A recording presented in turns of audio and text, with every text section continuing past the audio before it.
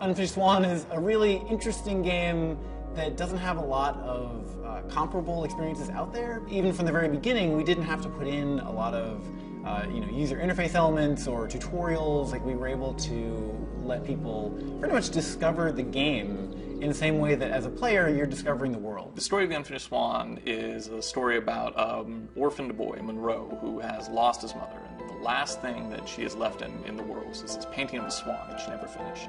And one night the swan gets up out of the painting and wanders into this fantastic world.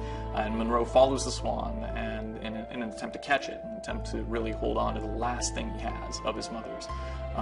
And then along the way, he learns more about the different worlds that he is wandering through, and at the end, hopefully, something about himself. It's a first-person painting game, and in the beginning of the game, the player starts out in a completely white world, and they have to throw paintballs to figure out what's around them.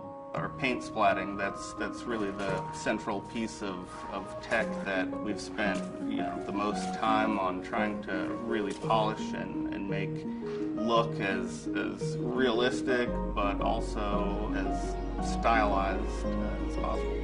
We got involved with Sony because they called us. We had shown the game in Tokyo at the Sense of Wonder Night in 2008, and they had seen, I think, a video of that online when the game was still a very early prototype. Initially, I was sent a YouTube video. I think I found it, or it was on a forum, and it was just kind of, it's chapter 1, which is the garden. And immediately I was like, this game is unbelievable. Like, we have to talk to Ian. We have to, figure out a way to get this game onto the PlayStation 3. Giant Sparrow was created essentially to make this game. It's been an interesting challenge working with the team on a project that we didn't necessarily know what it was going to be in the beginning. So I think we all knew that it was going to be this, black and white world in the very beginning of the game, but where it was going to go from there was pretty open. Being a small team, we work very closely together, and everybody has to wear a lot of different hats and have more different domain knowledge than you would in a larger team where you're more focused on just a very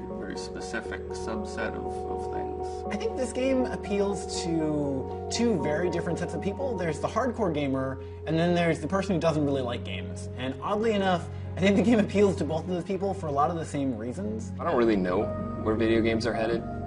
All I know is that I hope that wherever they're headed, there's still places for games like the Unfinished Swan to exist, because I think they're fantastic and I think they grow the medium.